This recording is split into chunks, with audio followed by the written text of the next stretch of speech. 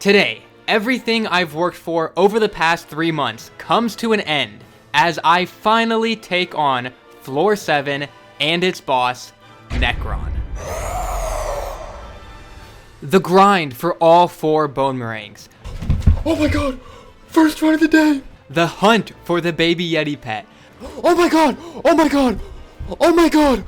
The quest for the Shadow Assassin chest plate. I literally cannot believe what I'm seeing right now. All of it has led up to today's video. And honestly, I don't think that much else needs to be said, so all I'm going to ask is that if you guys end up enjoying this video, please consider leaving a like and subscribing to my channel to help us beat the YouTube algorithm. Also, a lot of you tell me that I don't upload these videos enough, and you're kind of right, but if you ever want more hard mode content from me, I'd highly recommend checking out my Twitch channel, where I'm live pretty much every single day, getting footage and making progress for these videos. Anyways though, without further ado, let's get started with my adventure. So, when I last left off, I had just completed the entirety of my setup for Floor 7 dungeons, except for one piece, and that is the Dwarf Turtle Shelmet, which is a pet item that will make you fully immune to receiving knockback. Now, some of you might be thinking, wait, I didn't even know you were trying to get a Dwarf Turtle Shelmet, Ragetrain, and that's because I never told you guys. Well, except for one little teensy hint that I put a full 2 episodes ago, where I put down gold minions and told you guys it was for a secret project I was working on. And some of you might be able to put 2 and 2 together now and realize that that secret project I was working on was the legendary Griffin pet, which is the only pet that gives you a capability of being able to drop the Dwarf Turtle Shelmet. And the reason I needed these gold minions up for so long is because the legendary Griffin requires a whopping 128 enchanted gold blocks to craft. And on top of that, I only currently had the rare version of the pet, so I was also gonna need an additional 12 enchanted gold blocks just to craft the epic version that could be upgraded to legendary. Meaning in total, I was needing 140 enchanted gold blocks, which is such an absurd amount of gold that even though it took Diana 6 weeks after I put those gold minions down to finally become mayor, I still didn't have enough gold. But I really wanted this item, so it was time to do some manual grinding. But before I could start manually mining for this gold, I first needed to do a little bit of testing to figure out which method of mining gold would be the best. And my initial assumption was that mining the gold blocks in the Dwarven mines would definitely be the way to go. I mean, these are literal blocks of gold. They should definitely give the most gold, right? Well, actually, no, they don't give the most gold. Instead, what gives the most gold is this tiny little minecart full of gold ore. Yes, this thing right here gives more gold than the literal massive vein of gold blocks. Now, the main reason it's faster is just because you can use mineral armor on this ore, whereas you can't use it on the gold blocks. But still, the admins have no excuse. Those gold blocks should be giving way more ore than from what seems to just be like a random cosmetic design piece. But anyways, after doing these tests, I calculated that I would have to do about 9 to 10 hours of manually mining this gold ore in order to get the rest of the enchanted gold blocks I would need for both the epic Griffin upgrade and finally the legendary Griffin upgrade. But in order to actually craft these pet upgrades, I was also going to need a decent amount of ancient claws and griffin feathers, which are items that could only be obtained from grinding out the mythological event. And at this point, Diana had already been elected mayor, and the mythological event was now active because of that. So I decided to use some of the gold I already had stockpiled up to upgrade my griffin to the epic rarity and began to farm burrows. And over the next few days, that's pretty much all I spent my time doing, just alternating between farming burrows for those ancient claws and griffin feathers, and then also mining that gold ore. And finally, about 3 days into Diana being mayor, I was able to craft my legendary griffin pet. Boom! Legendary griffin upgrade stone. And then, the final piece! Boom! Legendary griffin. It has been done. We are not out of the woods yet though, because now I have to see how I fare against these mobs, and that could not be, that might not be as epic. And unfortunately for me, that prediction was very accurate, as when I started trying to fight these legendary griffin mobs, aside from maybe those 2 cats, they pretty much all were destroying me. which was extremely frustrating for me because not only had I just dedicated all of the minions on my island for the past 6 or 7 weeks to this project, but on top of that, I had just spent like 10 plus hours farming the extra gold I needed. But right as I was starting to give up any hope of ever getting this dwarf turtle shellmet, I began to kind of develop some strategies that would allow me to take on the golems and minotaurs. There was still no way I could fight the champions and inquisitors, but that was okay. I could just skip those ones and fight the ones that I could handle. And this strategy ended up paying off way more quickly than I would have ever expected, because on only like my 10th burrow using this legendary griffin pet, this happened. Ow. Owie, owie. No way! I cannot believe this. I can't even do like half of the mobs. So, yeah, that was a bit of a weird feeling to literally prepare for something for like 2 months, and I got the drop I wanted within less than 30 minutes. And if that wasn't crazy enough, after deciding to continue farming this event just a little bit more, I dropped this. Might be asking for too much. Well, ask and you shall receive. My God. Bro, what is... Yo, this is not bad at all. I'll take this, baby. Let's go. Yo, dwarf turtle shellmet, dude. Again, number 2. So yeah, I now had not 1, but 2 dwarf turtle shellmets. But what you might be surprised to find out is that neither of these things were going on my baby yeti pet. You see, after a very long debate with my chat, we actually decided that the blue whale and wither skeleton pets were the best ones to put the shellmets on. And that's because those are the 2 pets that are most useful during the boss phase of Necron. Because while the baby yeti pet might be better when I'm holding a high strength weapon like my Flower of Truth, during the boss phase, I'm going to be mostly holding my bone meringues, which means that the blue whale is just going to be the better tank pet for me. And then of course, during the final phase of the floor 7 boss fight, I want to be using my wither skeleton pet to maximize damage, hence why I decided to put the second dwarf turtle shellmet on that pet. But with that now out of the way, I was basically ready to take on my first ever floor 7, and the timing could not have been more perfect,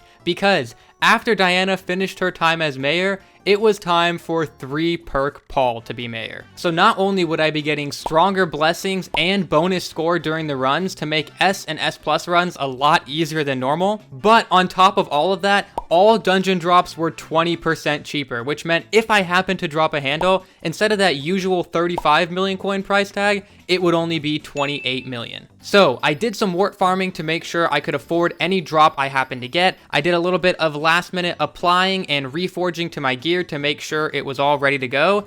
And just like that, it was finally time to take on this floor 7. So first things first, let me go ahead and introduce you to the team. Because of course, the entire point of everything I've done here is to not get carried in my floor 7 runs. So not only did I make sure to pick people who were at or near my catacomb skill level, but on top of that, I forced everyone in the party to only use gear that can be obtained from floor 6s and below. No floor 7 gear whatsoever. So first up, we have our tank, King Lazarus, decked out in a Mender Crown, Tier 12 perfect chestplate, Necro Lord leggings and boots, and of course, a Flower of Truth. Next up, we had our first mage, Ruas boss, equipped with his Wither goggles, a Wise Dragon chestplate, Necromancer Lord leggings and boots, and of course, a Spirit Scepter.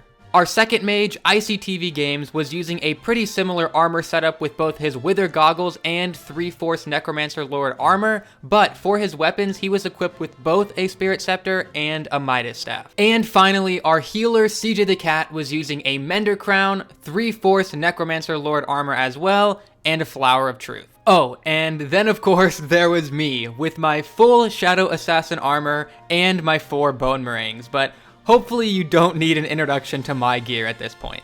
But there was now one major component missing from my setup, because if you remember in the last episode when I spent way too much time and way too much money maxing out that death bow, well, on the day that I attempted my first floor 7, the admins decided that was the perfect day to completely remove bow swapping from the game, rendering that death bow entirely useless. Like, there was no point to have it at all anymore. It was just done for.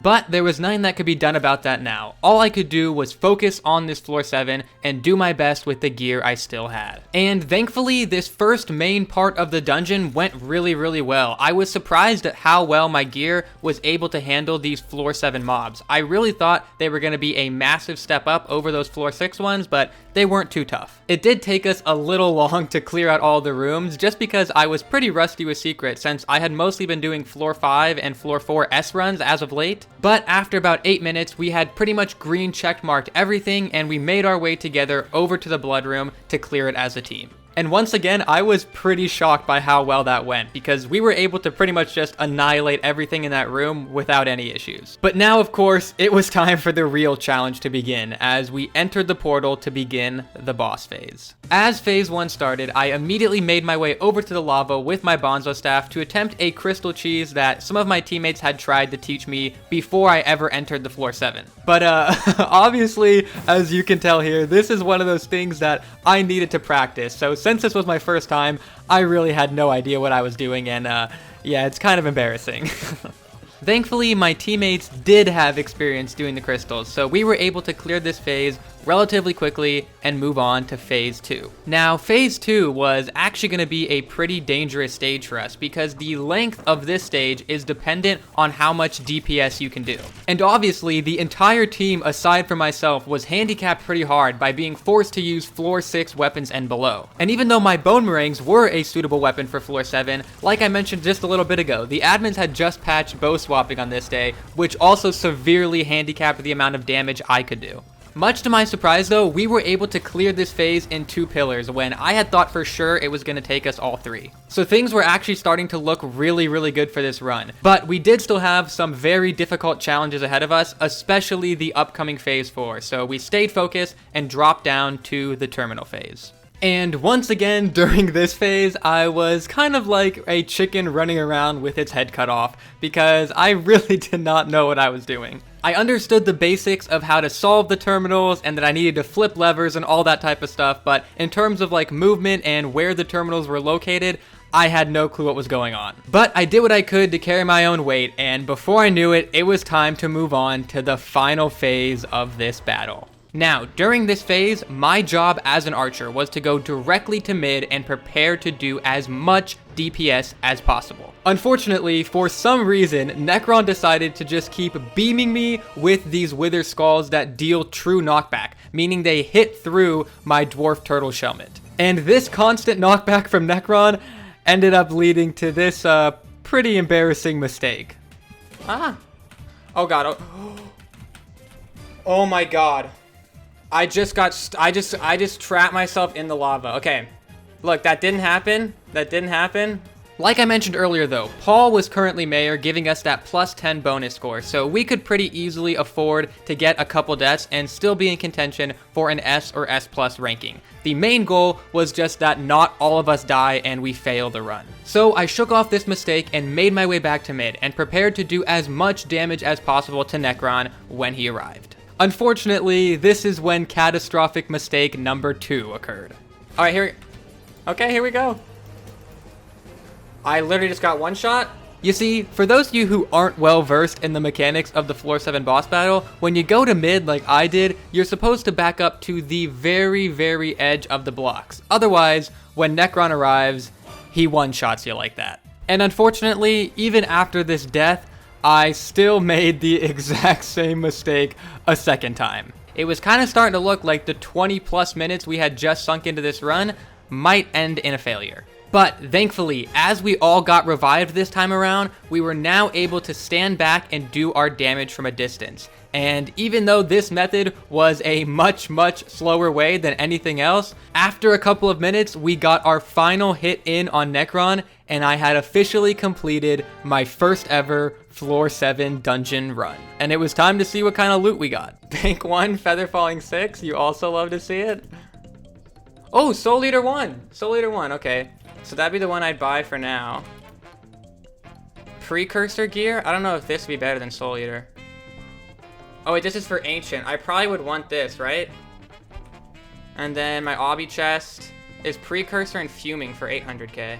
So nothing too crazy in terms of loot, but for an S run, not too bad. And I ended up buying both of the precursor gears by using a dungeon chest key because the ancient reforge that the precursor gear gave was going to be much more powerful than anything I had on right now. But of course, precursor gears were not the primary thing I was looking to get from floor 7, so the party and I immediately ran up another run. And this time, after learning from my mistakes of the previous run, we were able to secure the S+ rating, giving me a shot at some crazy loot in the bedrock chest. And honestly, I don't know if you guys are ready for what happened next.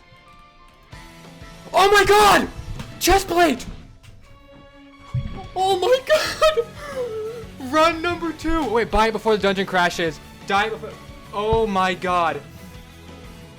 Oh my god. I am cracked at the video game. Woo! No way. First S+, literally first S+. That is not real. Oh my god. Yo, predictors, believers. Oh, and Infinite Quiver 7? Oh my god. So, yeah, that was pretty insane. First ever S+ run, and I pulled a Wither chestplate, one of the rarest drops on floor 7. I am still, like, so happy about it. Anyways though, after getting that thing, I decided that a Necron chestplate would be a massive upgrade to the current setup I was using. And so rather than continuing to do full floor 7 runs trying to get more S+s, I decided to instead do some frag runs to try and get the pieces necessary to turn the Wither chestplate into that Necron chestplate. Unfortunately for me though, that crazy RNG I had just gotten had a little bit of a rebound effect because it took me over 8 hours and just about 100 frag runs in order to get all the pieces I needed. But finally, after dropping that 8th Diamante handle, I crafted my first piece of Necron armor. Look at that. That is sick, dude. That is absolutely sick. Oh my god, look at me! And after returning to floor 7 runs with my new and improved setup, I managed to drop a recombobulator, allowing me to upgrade that Necron chestplate to Mythic.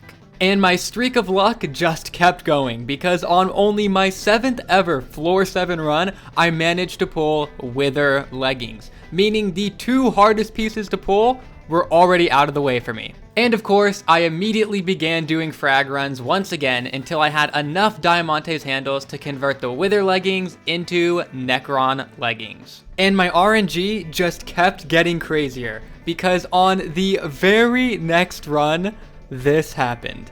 Oh, boots! Boots! Let's go! Let's go! That's 3 pieces already! We're 8 runs in, 3 pieces! I need 1 more piece! So yeah, I hadn't even completed 10 floor 7s yet, and I was only 1 Wither piece away from having a full set. It was also at this point in my floor 7 runs that they started to go a lot smoother and a lot faster. Not only as a result of those 2 shiny Necron pieces that I was now equipped with, but also because I was just starting to gain a general knowledge of how these runs work as I did more and more. And as if my RNG in these first 10 runs needed to get any crazier, on run number 10, I got this. Hobby. Boom. Oh, helmet! We're done! Oh my god. Yep, only 10 runs into my floor 7 journey, I had now dropped every single piece of Wither armor. And the craziest part about all of it is that I had not dropped a single dupe. I had dropped exactly 1 of each piece. So I got back to doing my frag runs, and on the next day, after only 3 days total of doing floor 7 runs, I was able to craft a full set of Necron armor. And not only was this just absolutely insane in terms of the RNG it required to make it happen, but it was also going to be super clutch to help me keep getting S+ runs even after Paul was no longer mayor. And I decided to take this fancy new armor set and test it out with ghost farming, which is something that I had been wanting to do for a while, not only to get myself a full set of Sorrow armor, but also for the great combat XP it can give you. And all things considered, it went pretty well, but my damage was still just a little bit too low. If I wanted to farm these things efficiently, I was probably going to have to get my hands on both the Mithril Golem pet and a decently high level of Swarm for my Soul Whip. So I returned to grinding floor 7s, and almost immediately I was greeted with yet another RNG drop. 720. No way! Wither chestplate number 2, which I did end up purchasing partially for the flex and also partially because if I ever wanted to play Archer Mage hybrid in the future, I would need a full set of Storm as well, so it could eventually be of some use to me. And that's all for this episode, but don't worry because there's some even crazier RNG coming up in the next one. Oh my god, what is going on? What is going on? This is so lucky.